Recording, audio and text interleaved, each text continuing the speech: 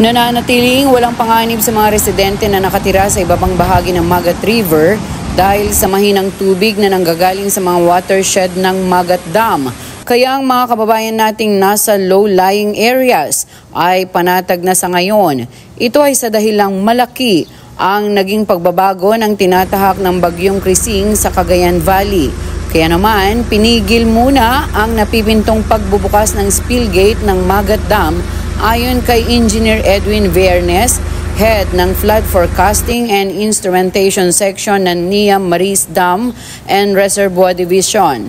Sa ngayon ma'am, negative tayo sa spilling, walang nakabukas. Do kahapon may advisory tayo na pinalabas na by this na itong oras na 9 o'clock ay sana magbubukas tayo ng 1 gate na 1 meter. Pero i-defer muna namin dahil nakikita natin sa forecast ng track ng bagyo na lumisya, tumaas yung direction ng bagyo at wala nang masyadong may dudulot na malakas na pagulan sa ating watershed. So, dinifer muna namin pansamantala yung naka-schedule na pagbubukas.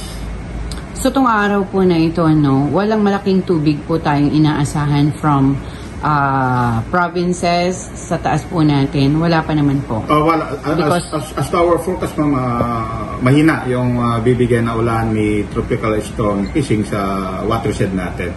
Base sa real-time monitoring ng NIA Command Center, kahit na walang ginagawang pagbabawas ng tubig sa dam, patuloy pa rin bumababa ang water level nito.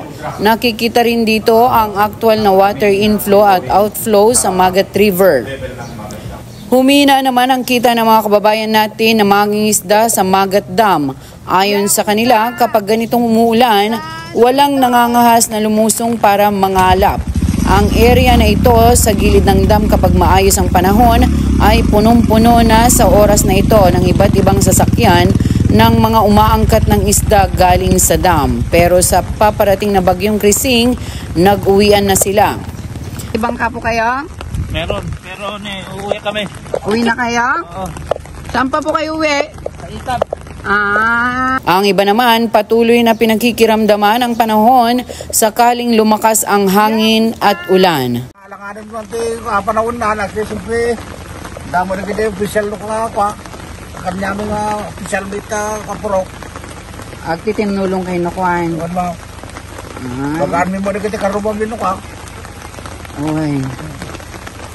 So, amin dagito awan dito inukuhan kuya. Awan dagito inukuhan. Awan inuka. Kapag kami,ag-aawit kami amin dito, pagtagami mo ito na. Tata, awan ti huli. Ay, basit ba mo, di ba alam kasi ito ka? Napanlaw. Aglimang da. Uy, umuti, kalap no ka. Sa kasalukuyan, bagamat nakataas sa signal number 2, ay unti-unti nang humihina ang ulan at ang ilang bahagi ng bayan ng Ramon ay ambon na lamang ang nararanasan hanggang sa mga sandaling ito. Yan ang update report sa Bagyong Krising para sa Balitang Ramon ngayon.